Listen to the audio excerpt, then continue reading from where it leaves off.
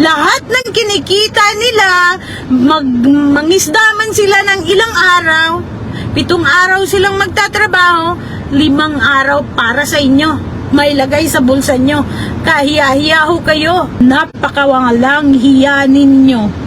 Nuknuka ng kasakiman sa pera. Wala ka ng pakialam kung meron kang nasaktan, nagkasakit. Hindi nyo pinadala sa hospital, hindi ba? Pati yung anak. Siguro ho kasi pinatay nyo din. Ito na ngayon, pumutok na. Nakasuporta pa rin ako sa inyo hanggang nung nakaraang linggo na may nangyari na nga, may nagrereklamo sa mga kagaguhan ninyo na yung asawa niya at tinago nyo na at pinag-asawa nyo na ng iba dahil bumabaho sa baba para magtrabaho dahil masyado nang nahihirapan sa bundok. Dahil lahat ng kinikita nila, mangisda man sila ng ilang araw, 7 araw silang magtatrabaho, 5 araw para sa inyo. May lagay sa bulsa nyo. Kahiya-hiya ho kayo. Ang tanda-tanda nyo na. Dating superintendent ng buong Surigao del Norte, kagalang-galang, kailang ho, napakawalang hiya ninyo. Nuknuka ng kasakiman sa pera. Wala ka ng pakialam kung meron kang nasaktan. Wala na kayong pakialam na ang mga pamilya, wala nang pinag-aralan ang mga bata. Wala nang pinag-aaralan. Pinatitigil nyo lahat. Pero bakit ho kayo lagi pa rin nakatanggap ng kita nyo sa kolehiyo ninyong sa eskwelahan ninyo? Tumatanggap pa rin kayo.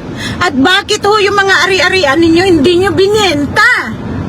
Bakit pinaririntahan nyo lang? At bakit hindi nyo binenta?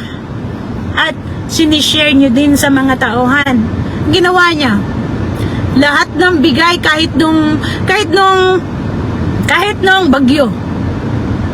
Lahat ng ayuda sa gobyerno na sako-sakong bigas, ang ginawa nyo, kinuha nyo, kinolekta ninyo para mga tao pupunta sa inyo magmamakaawa ho nang bigyan nyo ako ng isang gatang para magkakautang na loob sa inyo. Walang hiya kayo, kapal na mukha. Ngayon magmamagaling ka sa radyo na ay hindi kami ganon, kaya yung asawa niya hindi na dahil nag-away sila at iniwan na siya at mag-move on na. Hindi siya magsasalita kaya pabayaan na siya. Hindi ho. Mamang manlulukong matanda. Hindi ho. Ginapos nyo yung asawa nung lalaki at asawa ng babaeng nandoon. Pinagkukunan ninyo ng telepono para hindi na nila makontak yung mga pamilya nila sa baba na naghahanap buhay. Dahil nagagalit kayo dahil wala na kayong share. Wala na kayong share 40% sa mga kinikita nila. Ang kakapal ng mukha ninyo. Ngayon, isa pa, hindi pa pala, marami pa. Ngayon, yung pinaka-leader ng bayanihan noon na kagalang-galang nagkasakit, hindi nyo pinadala sa hospital, hindi ba? Pati yung anak. Siguro ho kasi pinatay nyo din. Para wala na hong makakahadlang kung ano pa ang gagawin ninyo sa mga tauhan. Wala nang makahadlang sa inyo kung ano pang kakamkamin ninyong pera dahil nga meron kang appointed na matabang Diyos, matabang God. Peragaba dyan. Peragaba. Ngayon, Panginoon na, pero bakit kung Panginoon siya? Hihikayat kayo ng isang aswang at yung mga mamamarang dyan na ipabarang na yung laging nagbabash sa inyo. Akala ko ba Panginoon, mas mahigit pa pala mas powerful pa ang mga aswang? Guess what? Aswang ako. Lahi ko aswang. Pagbalik ko dyan, aaswangin ko kayo. Ang kakapal na mukha ninyo. Mga garapal, mga nukan kayo sa sakim sa pera.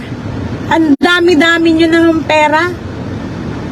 Pinag-iinitan nyo pa yung mga pobreng mangingisda, yung mga panday, at pinag-aasawan nyo pa yung mga batang hindi pa nga nire-regla. Tapos i-deny ninyo na naka-move on na hindi nyo pinag-aasawa. Kapal ng mukha nyo. Ginagawa ninyong hostage ang mga tao. Uuwi ako. Papatulpo ko kayo. May araw din kayo, mga piste kayo. Baga kag naong, sir. Kadaghan sa imong gipangsilutan, mga buhi pa. Piste. Mga buhi pa, na sila sa imperno.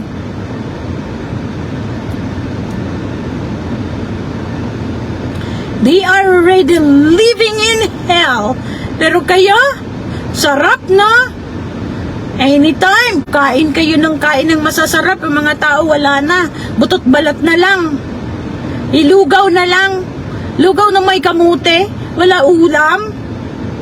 Garap pala mga mukha nyo. Tapos kayo nakakalunok.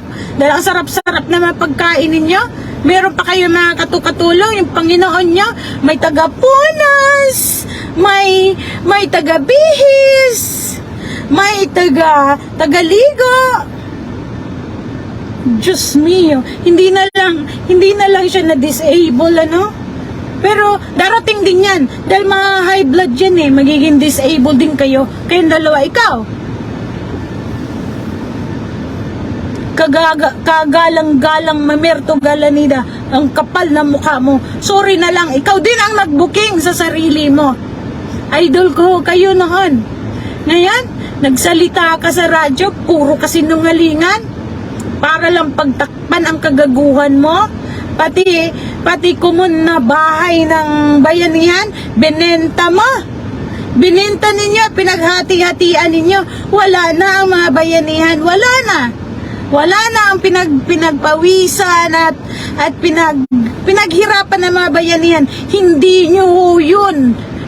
Wala ho kayo ni isang daliri sa paggawa nung bahay na yon.